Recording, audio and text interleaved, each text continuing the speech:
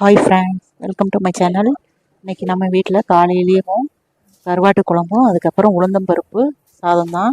குச்சி கருவாடு போட்டு நல்லா காரசாரமான கருவாட்டு குழம்புங்க. குச்சி கருவாடு புளிக்குழம்பு, அதுக்கப்புறம் கருப்பு உளுந்து வச்சு நம்ம உளுந்தஞ்சோறும் கருவாட்டு குழம்புக்கும் உளுந்தஞ்சோறுக்கும் நல்லா பர்ஃபெக்டாக பொருத்தமாக இருக்கும்.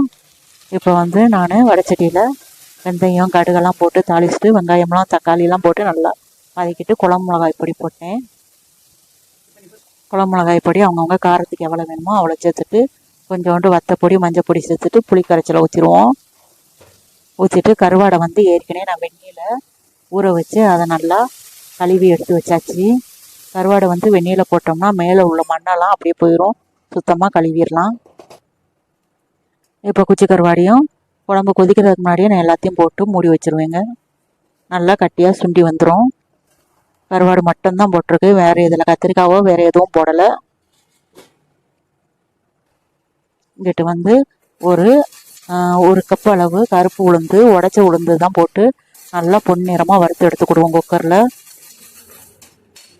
உளுந்தந்து பருப்பு சாதம் எத்தனை பேருக்கு பிடிக்கும்னு சொல்லி எனக்கு கமெண்ட் பண்ணுங்கள். எனக்கு சப்ஸ்கிரைப் பண்ண அனைவருக்கும் ரொம்ப ரொம்ப நன்றிங்க. இந்த பிறந்தநாள் திருமணநாள் கொண்டாட அனைவருக்கும் என்னுடைய மனமார்ந்த வாழ்த்துக்கள். இப்போ எண்ணெய் ஊற்றி கருப்பு உளுந்து நல்லா வறுத்து எடுத்தாச்சு. இதுக்கப்புறம் எண்ணெய் ஊற்றி அதில் கொஞ்சோண்டு கடுகு உளுந்தம் பருப்பும், அதுக்கப்புறம் தேவையான ஒரு 5-6 பல்லு பூண்டு, அதுக்கப்புறம் ஒரு 3-5 வரமிளகா எல்லாத்தையும் போட்டு நல்லா ரோஸ்ட் பண்ணி எடுத்துக்கிடுவோம். இப்போ இதில் அரிசியும் கருப்பு உளுந்தையும் கழுவி எடுத்திருக்கேன். அதை குக்கரில் போட்டு அதுக்கு தேவையான அளவு தண்ணியை ஊற்றி வச்சு, அப்புறம் போதுமான அளவு உப்பு, அதுக்கப்புறம் தேங்காய் துருவல் எல்லாம் சேர்த்துட்டு குக்கரை மூடி ஒரு 3 to 4 விசில் வச்சுட்டா நல்லா சூப்பராக ரெடி ஆயிரும். உப்பு தேவையான அளவு போட்டாச்சு, போட்டு மூடி வச்சுருவோம். விசிலும் போட்டுருவோம்.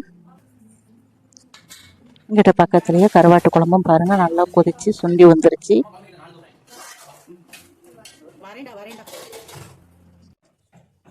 இங்கிட்ட 3 விசில் நான் விட்டு எடுத்துட்டேங்க. நல்லா சாப்பாடு உதிரியாகவும் இல்லாமல் ரொம்ப குறைவாகவும் இல்லாமல் உளுந்தம்பருப்பும் நல்லா அரிசியும் நல்லா வெந்து வந்துருச்சு பாருங்கள். குக்கரை திறக்கும் போதே நல்லா மணமாக இருந்துச்சுங்க சாப்பாடு. இங்கிட்டு சாப்பாடு ரெடி. இங்கிட்டு கருவாட்டுக்கு இது குச்சி கருவாடு குழம்பும் ரெடி ஆயிடுச்சு. இன்னைக்கு நம்ம வீட்டில் குச்சி கருவாடு குழம்பும் உளுந்தம்பருப்பு சோறும் தாங்க. உங்கள் வீட்டில் என்ன சாப்பாடுன்னு சொல்லி கமெண்ட் பண்ணுங்கள். அதுக்கப்புறம் இன்றைக்கி தைக்கிறதுக்கு ஒரு 2 ஸ்டோன் வச்ச 2 சாரியும், அதுக்கப்புறம் ஒரு சாஃப்ட் சில்க்கும் பாருங்கள், ப்ளூ கலரில் சாஃப்ட் சில்க்கும், இந்த 3 சாரி லைனிங் போட்டு தைக்கிறதுக்கு தான் வந்திருக்கு. இது 2 ப்ளவுஸ் நமக்கு 10 அளவு உள்ள ஸ்லீவுக்கு நமக்கு 10 இன்ச்சு நம்ம அளவு விட்டு தெரியுமா, லாங்காகவும் இல்லாமல் ஷார்ட்டாகவும் இல்லாமல் மீடியமான சைஸில் வெட்டி தைக்க சொல்லியிருக்காங்க. அப்புறம் சாரிக்கு இது சட்டைக்கு பின்னாடி ரோப்பெல்லாம் வச்சு தைக்க சொல்லியிருக்காங்க. இப்போ சேலையில் இந்த பஞ்சு கொடுத்துருக்காங்க. அந்த பஞ்சை எடுத்து நான் பத்திரமா வச்சுருக்கேன் பாருங்கள். ஏன்னா இந்த பஞ்சு வச்சு நம்ம பிம்பாம் மாடல் போடுறதுக்கு இந்த பஞ்சு சூப்பராக யூஸாக இருக்குங்க. அடுத்து யாராவது பிம்பாம் மாடல் போட சொன்னாங்கன்னா அந்த பஞ்சை வச்சு நான் எப்படியே ட்ரை பண்ணுறேன்னு பாருங்கள். உங்களுக்கும் தீபாவளிக்கெல்லாம் அந்த துணி வர ஆரம்பிச்சிருக்கோம். எல்லா கஸ்டமரும் ஒரே நேரத்தில் கொடுப்பாங்க. நமக்கு அந்நேரம் கொஞ்சம் சிரமமாக தான் இருக்கும், முடியாதுன்னு சொல்ல முடியாது. இருந்தாலும் உடம்பை பார்த்துட்டு நல்லபடியாக தைச்சி கொடுப்போம். எனக்கு 20 வருஷம் 22 வருஷம் அனுபவம் இருக்குங்க.